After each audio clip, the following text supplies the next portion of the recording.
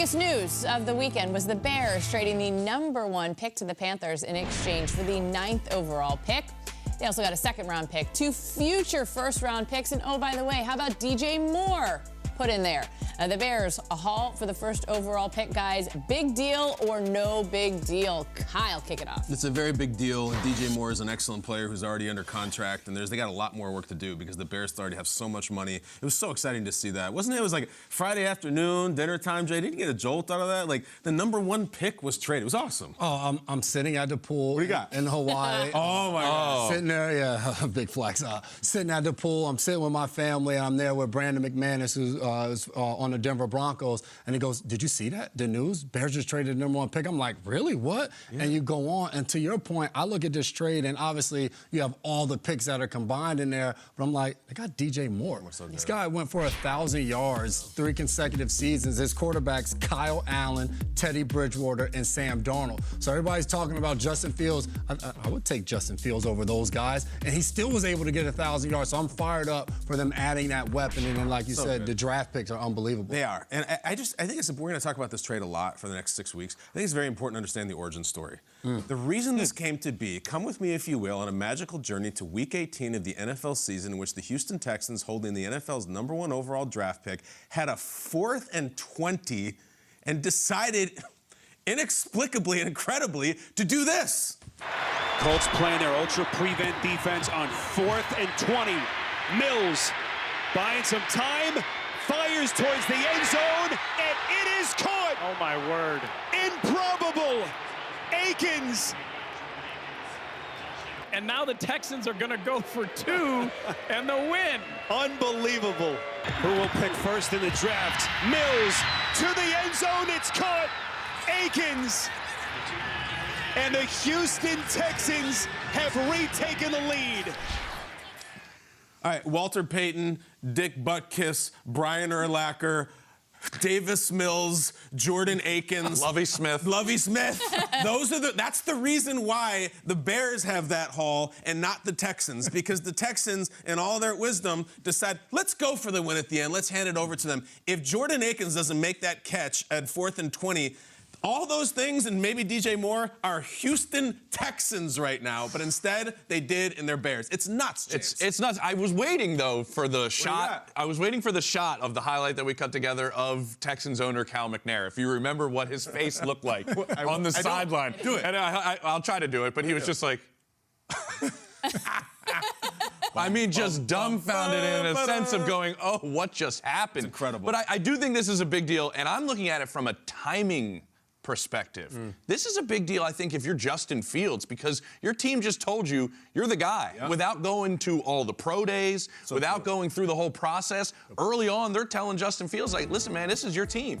And I think that's a big deal for him and a big deal to tell him at this point. And then on the flip side of it, it's also a big deal for whoever's going to be the #1 pick. We're expecting a quarterback, right? You get to go work with Frank Reich, and you get to go work with Thomas Davis, who's been part of that McVay system. And then you go and look at the situation you're going to be maybe falling into if you're that quarterback. And now it's a big deal that it happened for Frank Reich's staff because, as I mentioned, the timing. Now you get to really dive into all of these guys knowing you have the first pick. You can really do all your due diligence at all these pro days and all of this work and these meetings to really make sure that you get your guy. I think the timing of it also makes it a big deal. I agree. Yeah, the timing is awesome. And with free agency right now on the horizon, the Bears have a ton of money. And you get a chance now to, they already know, all right, we have our quarterback.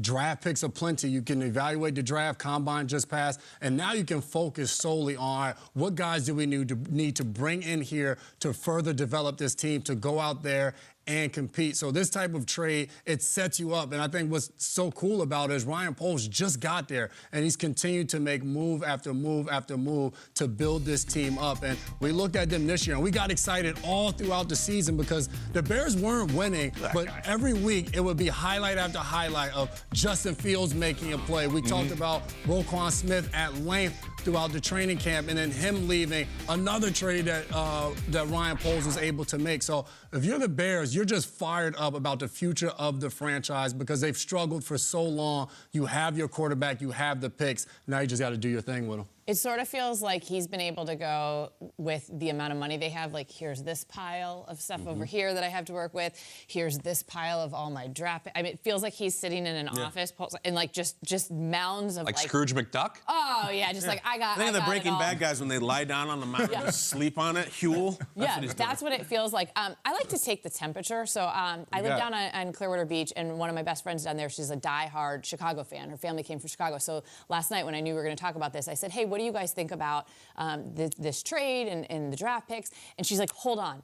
She sends me a text from her mom and dad, and it's like how excited they are. She's also, this is what my brother said, and like also wait, my mom wanted to win, and there's some language in there I can't use. This is how fired up and excited they are. If you're a Bears fan, I mean, they feel like when you talk about optimism, right, and everyone on every team should be optimistic for whatever reason. I think if you're a Bears fan right now, at least the temperature of the Bears fans I checked, I mean, it is through the roof. I mean, this is it. I'm from Chicago. I got a long dad text too. There was a lot of dad texts going on this weekend about the Bears. And I think that's because normally they're so bad. Yeah, the dad texts. This is like the time of the year where the Bears fans are like, this is it. And then there was like a couple like last sentences about somebody in the division that might be moving out of the division. Yeah. I mean, so if you're a Bears fan, like you are literally right now out of your mind. So do I think it's a big deal? I think it is a huge, massive deal. I also love DJ Moore. And by the way, on the flip side of this, and I know this wasn't the question, I also think it's a big deal for the Panthers because I listened to Scott Fitter and I listened to Frank Reich at the Combine,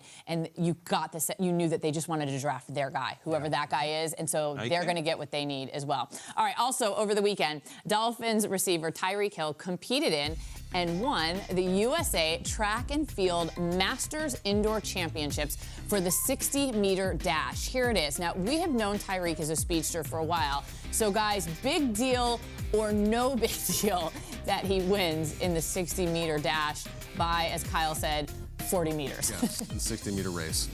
I'm confused. So, am I supposed to? I don't care. Is that not a big deal then? That means I'm going no big deal? Yes. No big deal. No big deal. Like this is like the Rich Eisen comp that we usually put up there at the Combine when Rich is there and then all the guys fly by him. I mean, we all know Tyreek's fast. But I think Kyle's going to break down, like, these are not like the fastest men on the planet that Tyreek's racing here. Jason, your thoughts. I'll hold mine. I'm going to tee you up because this is a big deal.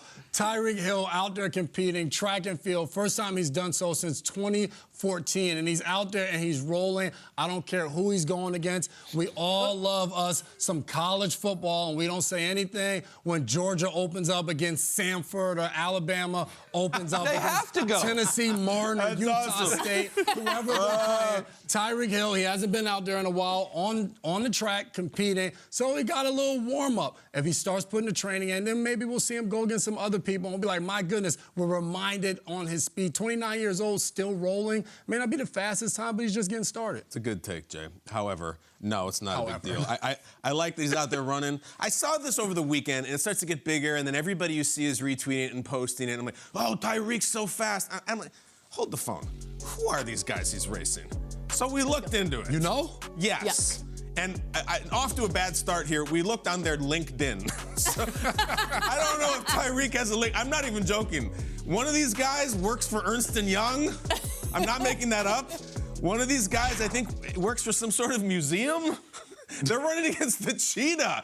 This, I think one of them had a cigarette while he was running out of his mouth. This feels to me like, great job, Tyreek. You won the race, but it's like John Jones goes and like beats some guys up on World Star in the ring, or like Novak Djokovic comes by and cleans up my friends in pickleball. Like we know you're the best in the world. Can we get a little bit of competition?